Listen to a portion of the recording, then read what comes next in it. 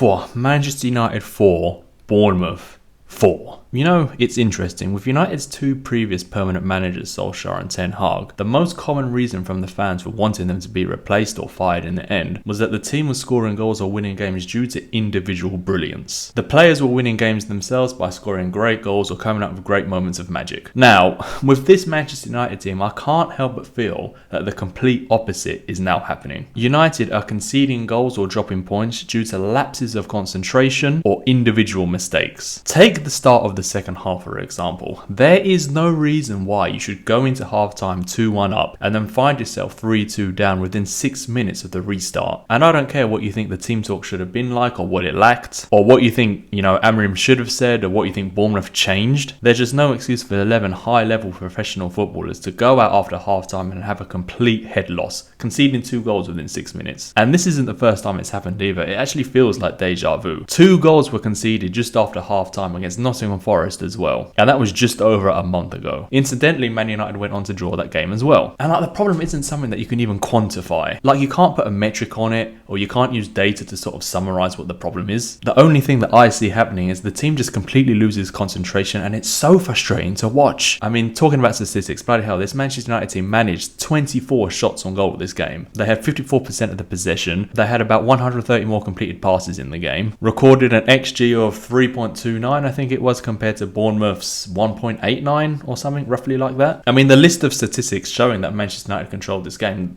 it goes on, the list goes on. Even to the naked eye, without even looking at the statistics, you can see that Manchester United outplayed Bournemouth, and yet somehow the game ends 4-4. So what exactly were the errors and mistakes that led to the goals and Manchester United's eventual downfall? Was it just the players, or were there some tactical errors from Amorim which caused the issues? Firstly, I just want to say, if you have set up the team so that they outplay the opposition both statistically and to the naked eye, can you really then genuinely blame the coach? If the coach has got the team outplaying the opposition and even scores 4 goals in one game, but then they somehow concede 4 goals in the same game, what do you think the reason is? I mean, what I'm trying to say is, I think it's the players. I don't think anyone can really find a clear tactical reason why Manchester United conceded these 4 goals, or why the game even ended in a draw. I mean, was it a tactical error that led Mount to pick the completely wrong pass for the first goal, and that Heaven decided to run away from Semenyo, who was bearing down on goal, instead of going to block the shot, meet the player, or try to tackle them or something? Was it a system issue that the team decided to concede 2 goals within 6 minutes of the restart? I mean, did Amorim instruct Ahmad to play a through ball to Semenyo for the 4th goal? I mean, I know it's so easy to scapegoat the manager, especially under these circumstances, but I can't emphasize enough that the performance was actually really good from Manchester United, but the scoreline obviously just doesn't reflect this. And I know it's easy to have emotional reactions to the game. I did as well. I normally jot down notes from the game so I can go back and watch what happened and then capture them for these videos. But I didn't make a single note for the second half because for the most part my head was just in my hands. So I understand the frustration, I understand the reactions, I understand Mark bloody Goldberg or whatever those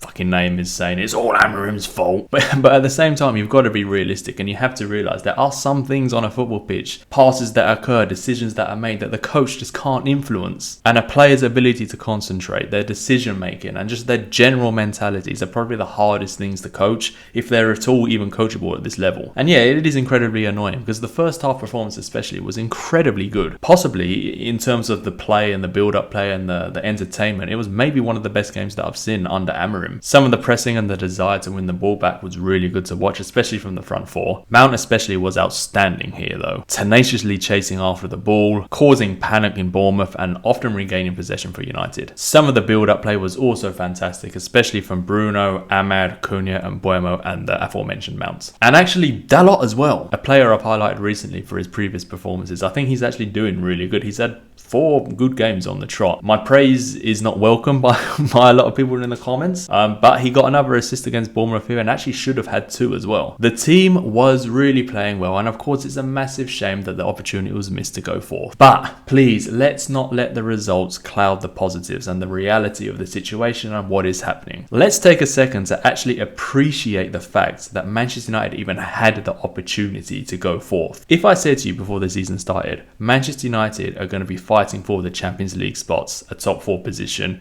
you would have bitten my hand off. You would have been ecstatic. I mean, that's what we want. That's the goal from the fans. We want to be fighting for these 4th place positions and then eventually challenging for the league as well, hopefully. So let's not get greedy or carried away. Man United under Amorim are in a really good place right now, and it's only improving. I said in my last video, I keep on saying it over and over again, 15th last season, now challenging for the Champions League spots. How much more progression do you want? Did you want to be winning the league? Did you think it was going to be realistic to win the league? Because outside of the top 4, that's the next goal. So if we're challenging for the top 4 and you're not happy, you want to be challenging for the league. You are deluded. The improvement is so clear to see, and the results and the performances are clearly showing this. I don't know what I can say. Some Man United fans are just never going to be happy. Listen, the golden days of Sir Alex Ferguson have gone. I lived through it. I was born in 1990. I know what it was like. Since then, there's been some ups and some downs and some downs and some downs and some downs. But now it's on the up.